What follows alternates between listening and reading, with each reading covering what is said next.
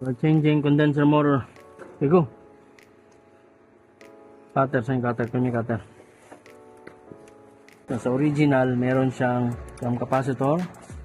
And then sa board,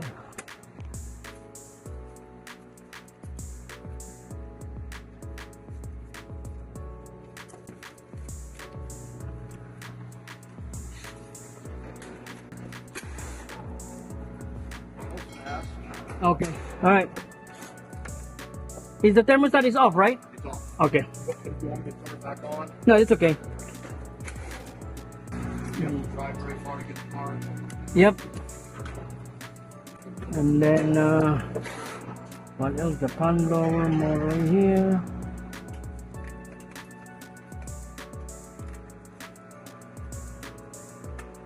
Ang yellow.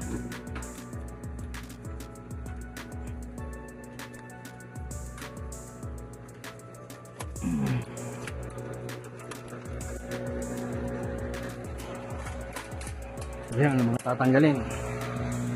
So mamaya, pakita namin, tanggalin muna namin yung door blade motor.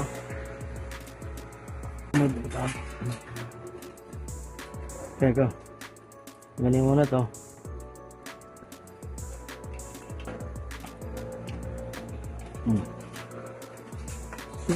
It's leaking of oil. Kaya nasira na.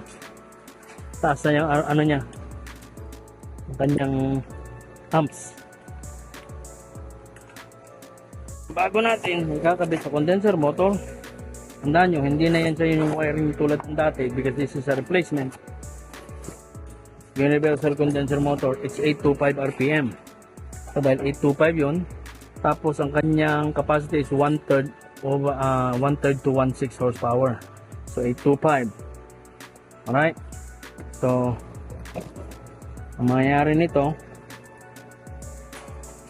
meron tayong tinatawag na ang white tapos line. Red is low and then reversible. Ito yung reversible. Ang titignan nyo naman since ikabit nyo na yung blade, ito yung reversible niya kung ang hangin niya ipakit o pababa. Kailangan lagi palabas. Now, ang kukunin natin, itong dalawang capacitor, dalawang brown, makita nyo, dalawang brown, papuntang capacitor. Kunin natin yung white which is line 1 and then black kasi yung black is high. So yung red is ano natin, disregard. Mamaya. Okay? So dalawang brown, black and white sa line 1, line 2. Eh ganun. Okay. So ilalagay itong mga screw sa likod.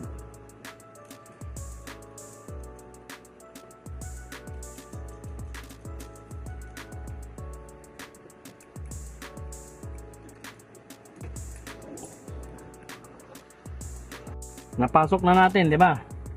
Yung red ko kanina, yung black ko is line 1.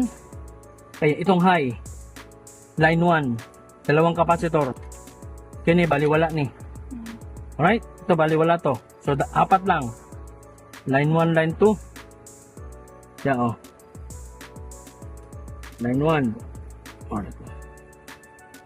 Ay ko.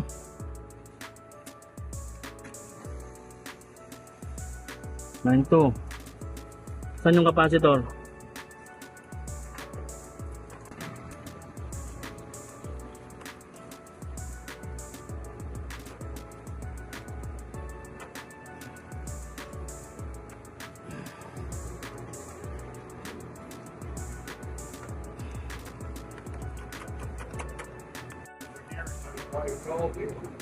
Okay.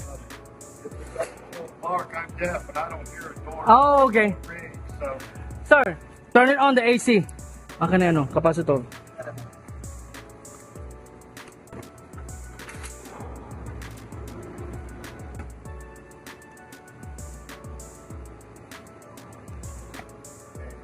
Yeah, okay, thanks. Give me the... 75, Yeah, that's fine. okay? Change it to 77. Okay.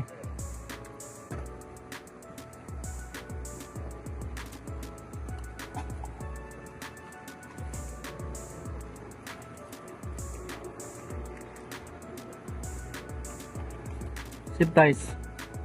Okay, now, so nakabit na natin. So, line 1, line 2, tulad ng sabi ko, ang high is black, white is the line 1, dalawang brown niya, brown white is capacitor. Now, it's 95 degrees outside, so it's still high, pero palagi ko mainit ang taas, ang temperature, kaya ganon. So, ang ating amperahe is 12, as you can see, 12.8, at least, kailangan natin sa compressor is at least kalahati niyan.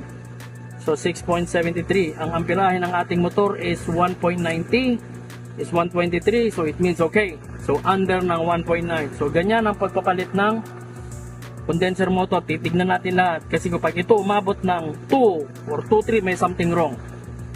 Okay, sa brand new or ang capacitor mo masyadong mataas, ang amperahe kasi 7.5 na pag nilagyan mo ng 10, ganoon ang mangyayari. Okay? Alright, very good.